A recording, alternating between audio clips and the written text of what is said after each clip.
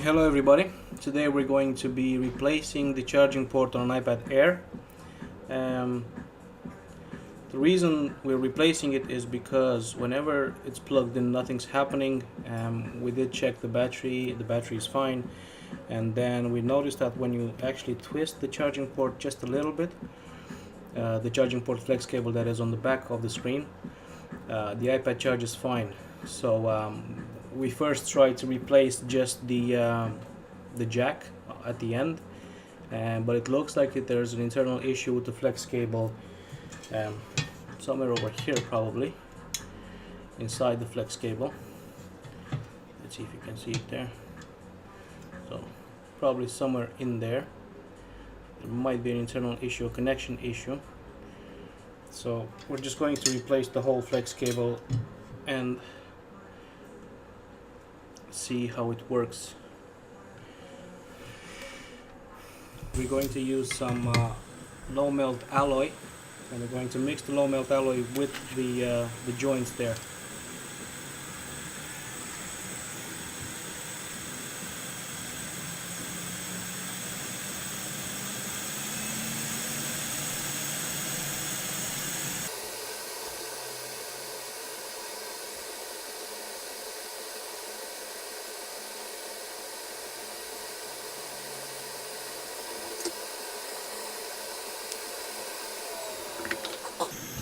And then we're going to remove the excess alloy so that it doesn't spread where it shouldn't spread. Some iPads work really easy first time, there's no need of low melt. Some iPads need low melt. It really depends, in my opinion, where the board was manufactured and how it was soldered together. We've noticed this with iPhone 6s as well. Some iPhones components really just fall off of them, like capacitors and diodes, and then some iPhones you really need to warm them up pretty well. Okay.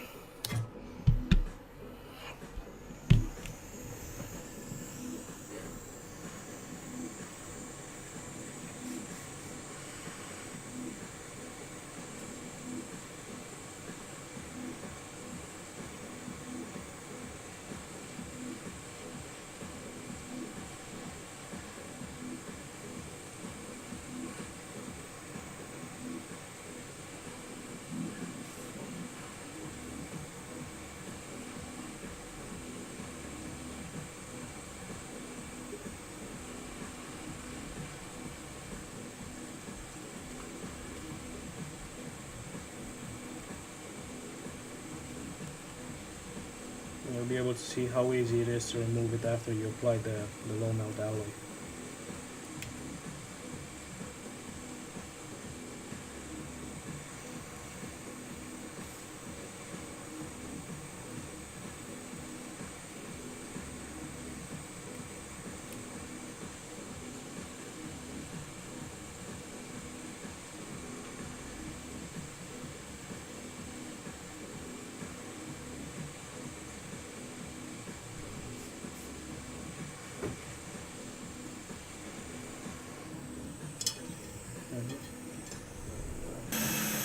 So that's how easy it is to remove the charging port by using the low melt alloy. That way, again, you're sure that you're not damaging anything, and you're not pulling any pads, and you don't use more heat than it's necessary. Now, so what we're going to do now is apply again some flux paste, and we're going to clean the pads.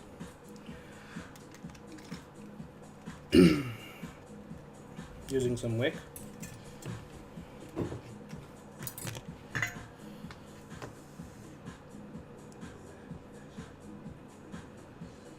You don't want to put too much pressure either, you just basically run it on top. And try and go up and down along with the pads from the board, not from left to right.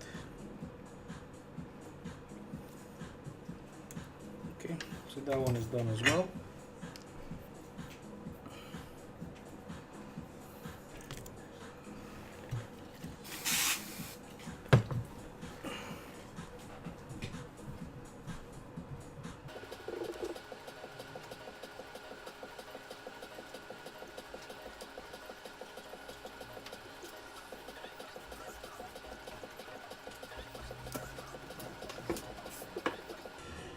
So now that we have the charging port removed, we're going to tin the pads.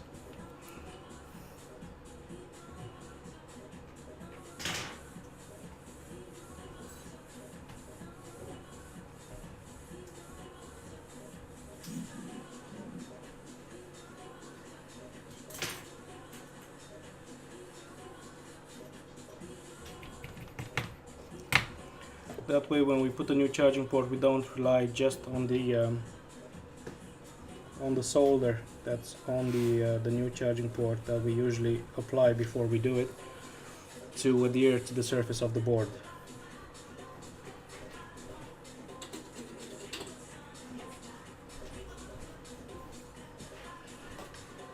Okay, like so. Now here's a trick that we do here. We don't remove all of the flux that's left on the board, just some of it, and we leave some of it underneath it, so that way it'll actually bond better. Don't worry, we'll clean it afterwards. This is just a precautionary measure. Now when you put the charging port back, you will see you have two holes or two guiding points, one here and one here, and you will have 2 points on the board where you can actually center it, sorry, on the flex cable, where you can center your flex cable, so that way you know you're using the correct position and all.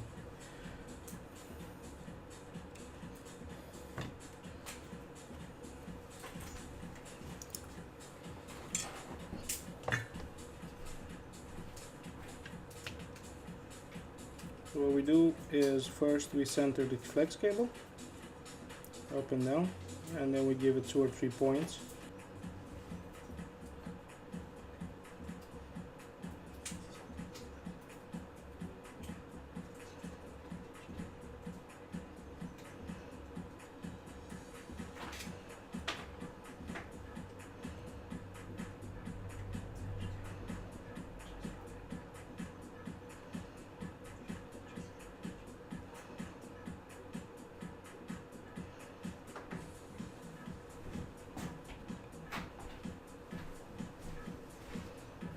Like so.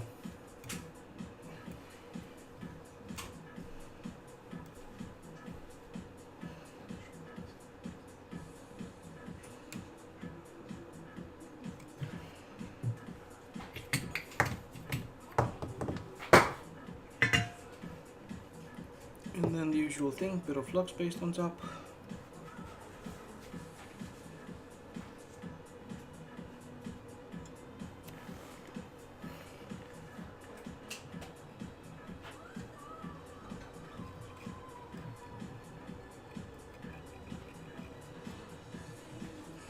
We don't really like to use syringes for flux because you always have leftovers that basically spill everywhere, and it's just too annoying to clean. That's why we apply with a brush and then we spread it out with whatever, tweezer or something.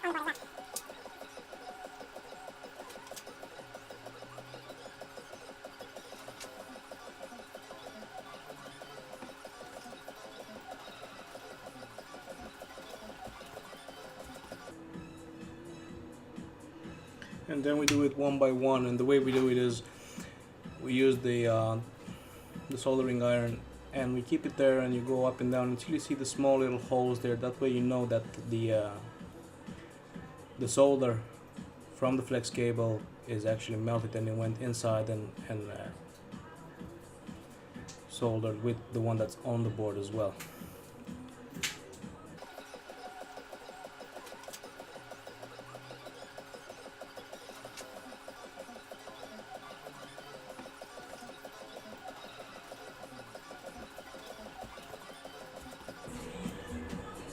Of course, these are just general tips and tricks, might not apply to you. It really depends from one technician to the other.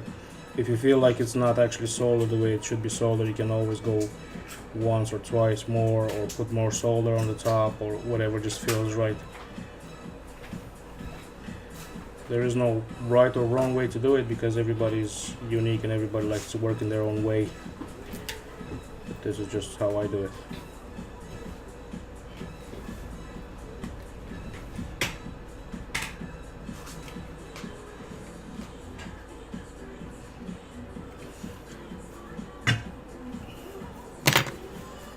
Okay, so I think I'm finished here. I'm just going to clean now the surface.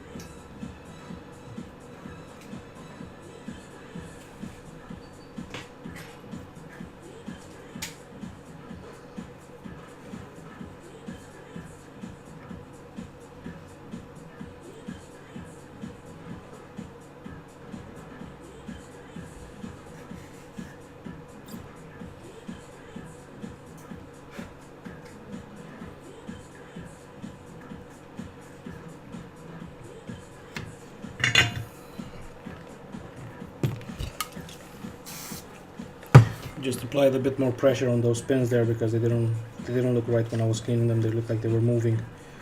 You want to make sure that everything is in place. You don't want to put it back and take it out and put it back and take it out and all that. Because remember, it's not just about the voltage coming through, it also has to connect with the speakers. So you need to basically put it in to test it. I'm going to pause the video and then I'm going to resume with the test. Now that we have the charging port replaced, we've already plugged it in to see if it works, and it does. Okay. Also the speakers work, so that the job was successful.